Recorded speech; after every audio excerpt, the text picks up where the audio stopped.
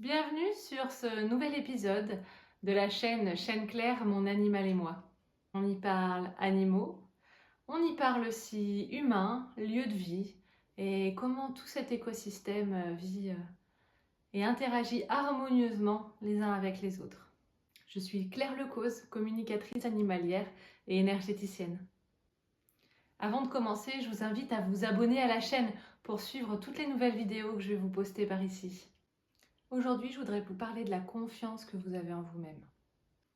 Se faire confiance, c'est pas facile.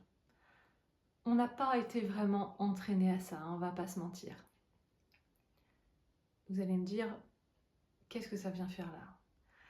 Eh bien, ça vient faire là que notre relation avec nos animaux peut nous aider dans cette grande quête de confiance en nous. Eh oui. On est relié à nos animaux. On a un lien qui est très fort avec eux, que ce soit nos chiens, nos chats, tous nos animaux qui vont vivre avec nous, mais également ceux qui vont vivre dans des pensions comme les chevaux par exemple. On sent nos animaux, on les a dans la peau, on pourrait dire. Eux nous envoient vraiment plein de messages qu'on a du mal parfois à, je dirais à interpréter, mais ne serait-ce qu'à comprendre d'où ça vient. Mais ils nous en envoient beaucoup. Et de travailler ce lien, cette relation qu'on a avec eux, et ça nous permet de capter de mieux en mieux d'où ça vient en fait ces messages-là. Donc, ça vient d'eux bien sûr, mais d'avoir confiance dans le fait que ce qu'on entend ou ça peut être juste des sensations ou se matérialiser un peu comme des pensées. Donc elles viennent pas de nous, elles viennent de nos animaux et qu'elles sont vraies. Et c'est ça le plus compliqué.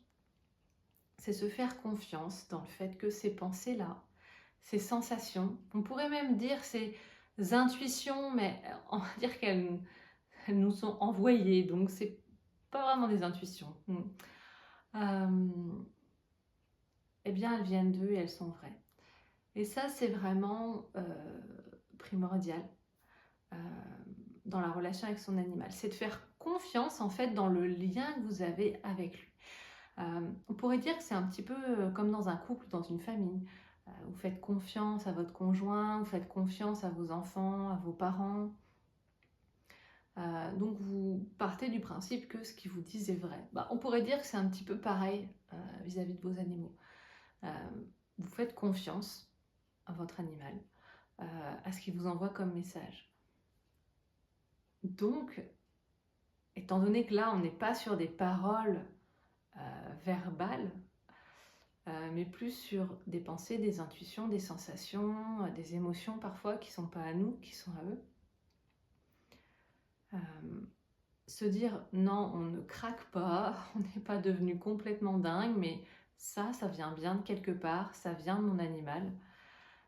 C'est un pas vers se faire confiance soi-même en fait.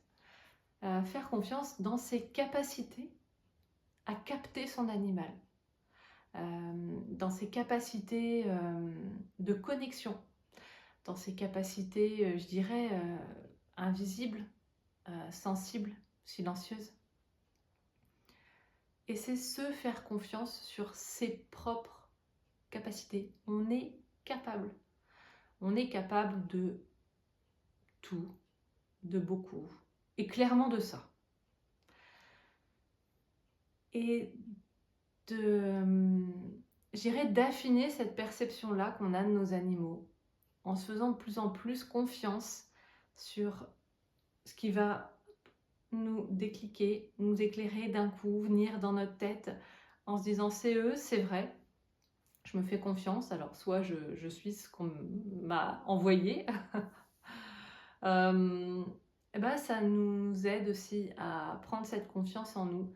Et là, je dirais vraiment aussi en nous, en notre capacité de nous diriger, d'avoir des intuitions, de les suivre. Donc là, on parle de messages plus qui viendraient de nos animaux, mais aussi après, on peut parler d'intuition qui viendrait